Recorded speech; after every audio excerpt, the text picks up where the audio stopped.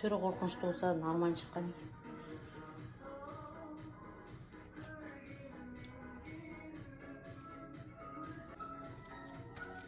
Кеше қызыма ұрсып, қызымды ренжітіп қойып едім.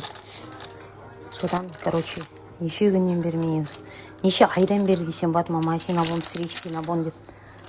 Сол синабон пісіріп қойдым. Синабонның қалай шықтığını араңдар.